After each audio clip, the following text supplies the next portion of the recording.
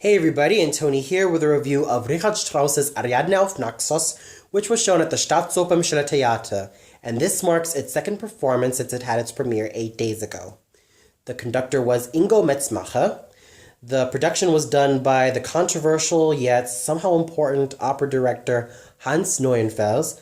The costumes were done by Andrea Schmidt-Futterer. The set design was done by Katrin Leertag. The lights were handled by Stefan Bolliger, and the dramaturgy was by Ifona Gabawa. Now, I've seen this opera last year at the Royal Opera House, and for those of you who don't know what this opera is about and how this opera came to be, here's the short version. There were a couple of versions composed or performed. One was the 1912 version, which had the composer as a speaking part, and Serbinetta's aria was mainly, a lot higher than what you'd usually hear, as in it had a lot of E's and a lot of F sharps. Whereas with the 1916 version, the composer was sung by either a spinto soprano or that of a high lyric mezzo, and Serbinetta's aria was transposed, therefore making her sing a lot of D's and E's in the mix.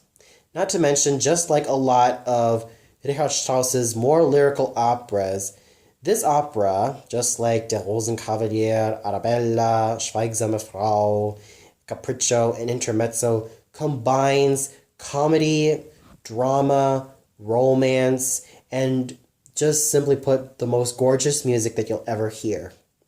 So let's get on to what I thought about the production. Now, before I do, I have to mention something about Hans Neuenfels. Now, why did I say that he's also a very controversial opera director as well?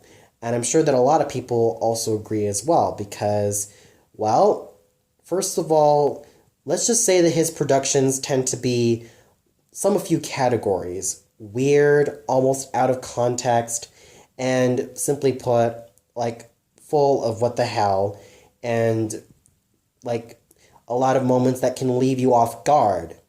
Like his production of Nabucco, done at the Komische Oper Berlin, or I think that was the Komische Oper Berlin, with Sylvie Valère as Abigail when she sang the Cabaletta.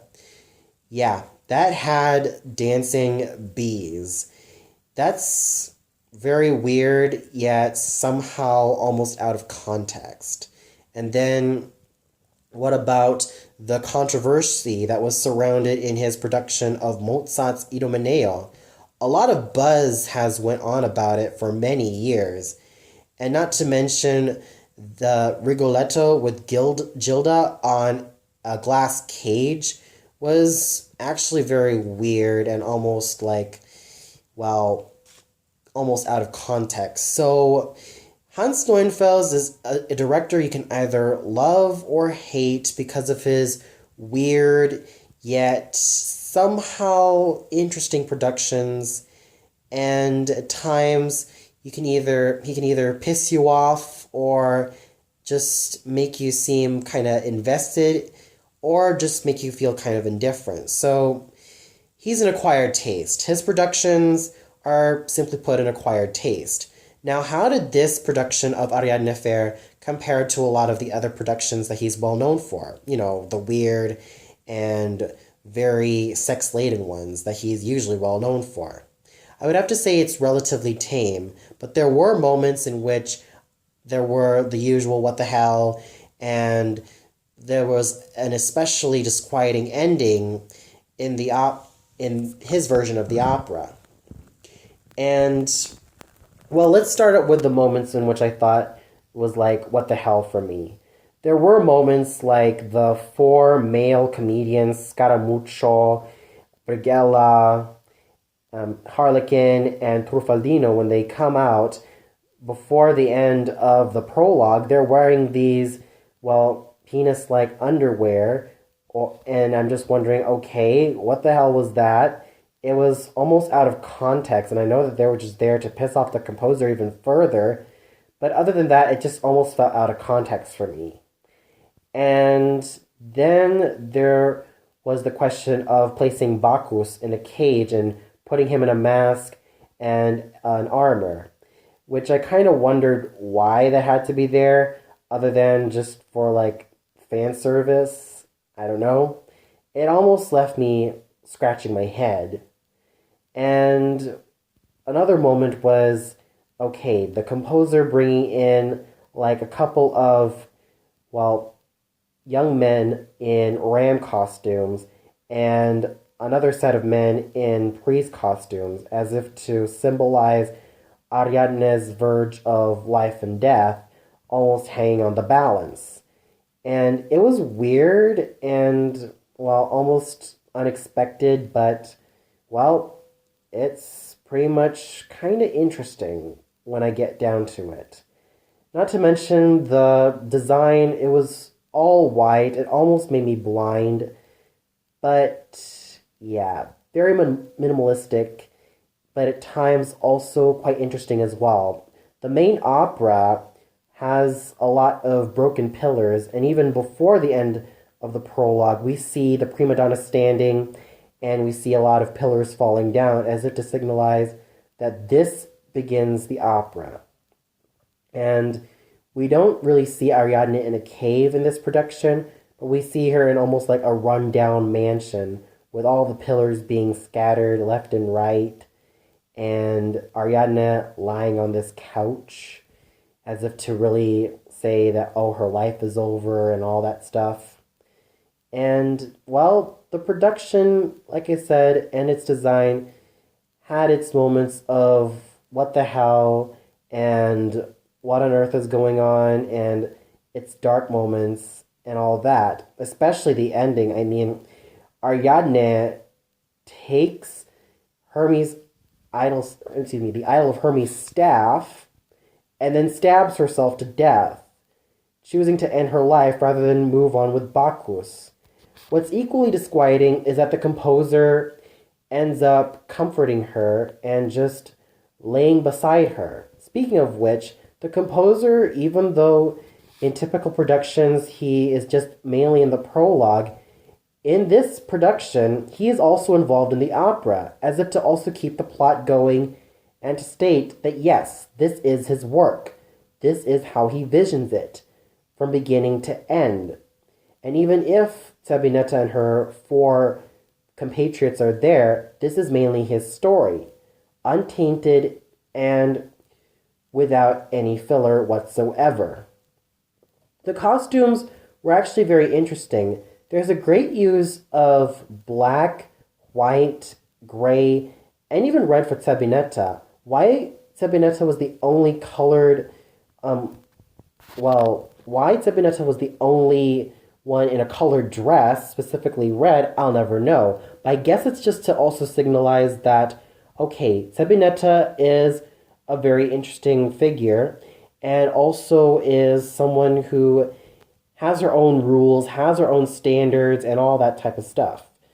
And why the others ended up having like a black attire, white attire, and also gray, I kind of never know. And speaking of those penis-like underwear, I didn't understand why they ended up wearing that, other than just to shock the composer. But what I also didn't understand was that before we get to see the nymph scene, the Ein schönes Wunder, we get to see the 4 male comedians in different costumes. And I'm wondering to myself, why weren't they in different costumes even in the prologue? It makes me kind of wonder just why. And it kind of also made me scratch my head. But still, despite that, the costumes were just simply very interesting and very, very much, well, great to look at. Even decent to look at. Yes, the production had a lot of what the hell happening and even just head scratchers left and right, but still, the costumes were actually really good, and the direction that they were going for, and even that Neuenfels was going for, was not really the typical bittersweet yet happy ending, but mainly the bittersweet yet sad ending. So it's a very interesting direction that he went for, albeit dark, but also quite interesting is just the costumes and how they were mainly colored. So overall, a very, very weird production as to be expected from Hans Neuenfels, but when you look at the costumes and the concept behind it, it's actually kind of interesting. And now let's get on to the singers, the very facet that I'm extremely excited to talk about. And let's start off with the three, well, technically two female leads, if you count the composer that makes three. So, let's start off with Ariadne, sung by Camila Nilund, who I saw last year as Salome, and she gave a wonderful performance in that role. And this time as Ariadne and the prima donna, very, very gorgeous. When she sang her pianissimos, they were just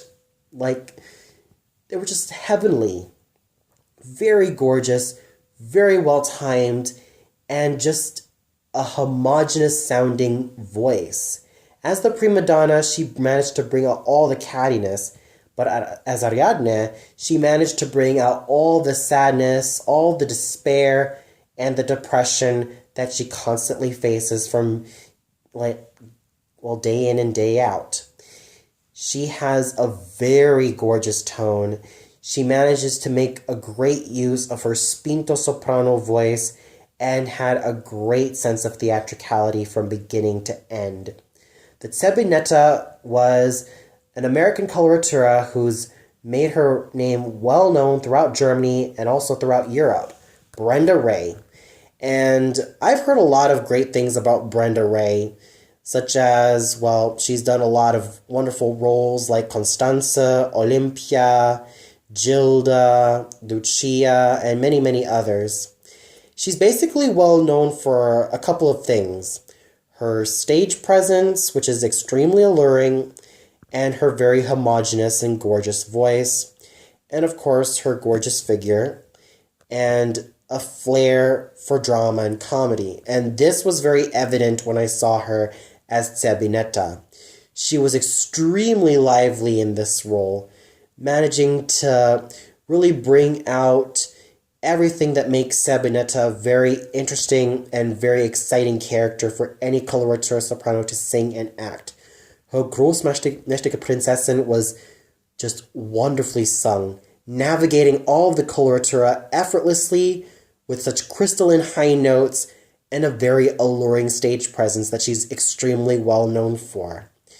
She was just gorgeous and has really played well off of all her other colleagues in this role. Singing the role of the composer was the Russian dramatic mezzo Marina Prudenskaya, who is very well known in a lot of the works of Verdi, Wagner, and a lot of the French, Russian, and occasionally some English works. Her voice was just enthralling to listen to. Her stage presence as well.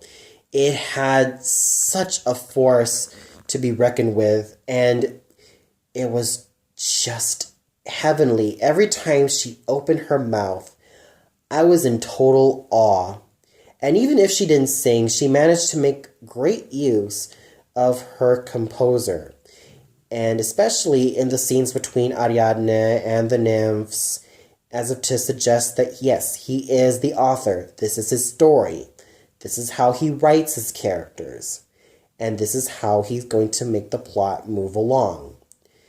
And I really felt that that was a very exciting and very, very alluring portrayal of the composer. Her acting was just wonderful to watch. It was magnetic, and it was just, it was just great fun watching her do her thing from beginning to end. Singing the role of Bacchus and the tenor was Roberto Sacca. Now, I did see him in this role when he performed this at the Royal Opera House. And how did he fare this time? As usual, he maintained his clarion, very gorgeous tone that he was very well known for, which is no surprise since he started off as a Mozart singer and even as a bel canto singer, and has later on moved on to more dramatic roles. Like recently, he's going to be singing Eleazar from La Juive in the Netherlands. So if you haven't watched that, then go look out for that as well. So He fared very tremendously as Bacchus. His high notes are as clarion as ever. All of the A's, B's, C's, whatever, he just sung them so beautifully and so alluringly and with such care and such a flawless technique. I could really see that he's lasted this long and has even ventured into the more dramatic repertoire.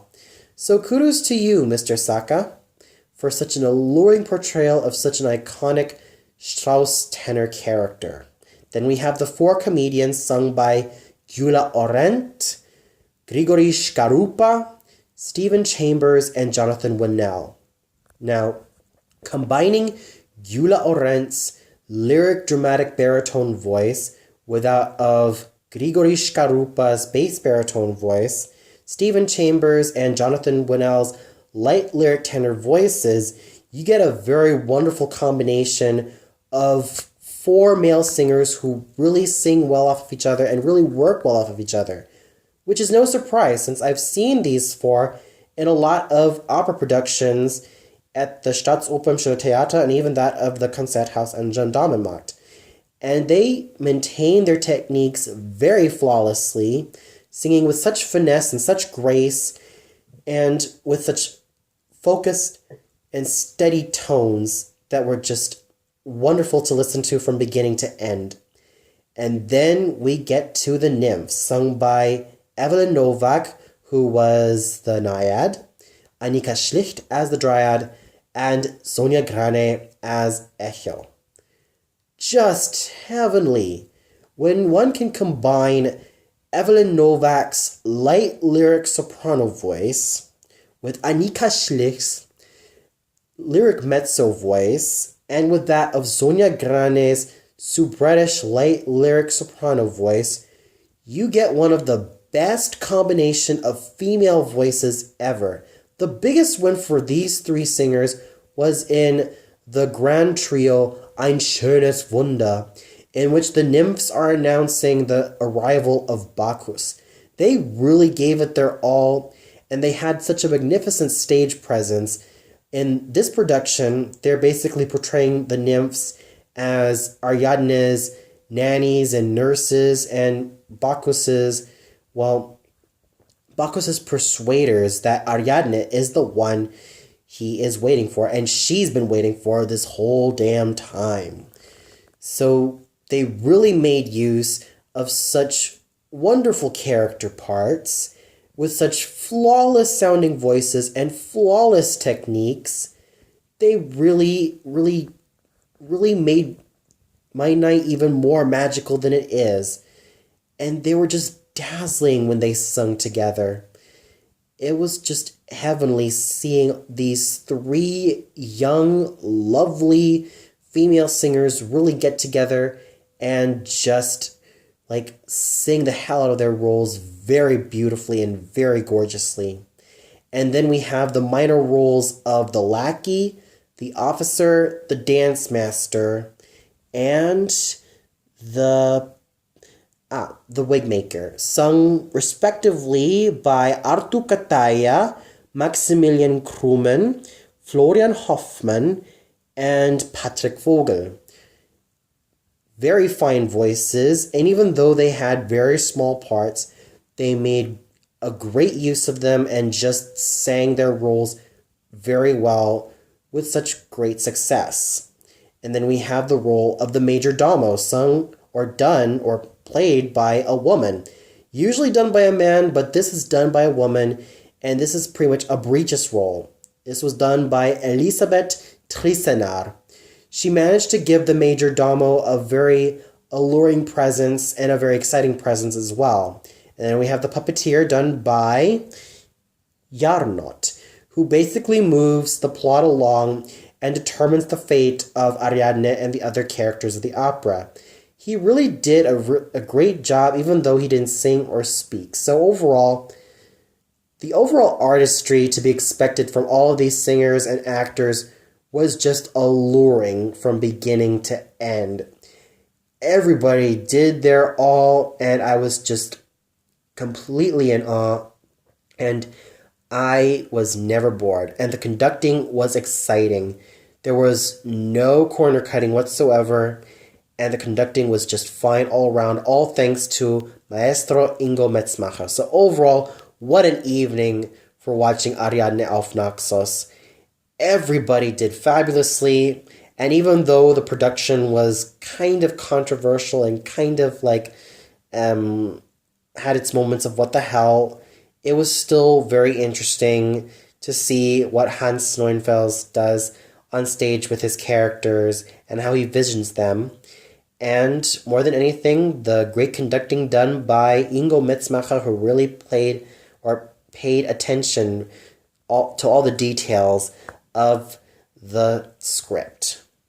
And, well, if you haven't checked this opera out already, then I highly suggest that you do, especially for the wonderful singing by everyone, most notably Miss Nylund and Miss Archibald as Sabinetta, and especially in a lot of the smaller roles. But the biggest highlights for me are definitely Evelyn Novak, Annika Schlicht, and Sonia Grane as the nymphs, and Stephen Chambers, Jonathan Winnell, Gyula Orent, and Grigory Shkorupa as the four male comedians. So, if you want fine singing, then I highly suggest that you go check these wonderful singers out in Ariadne auf Naxos.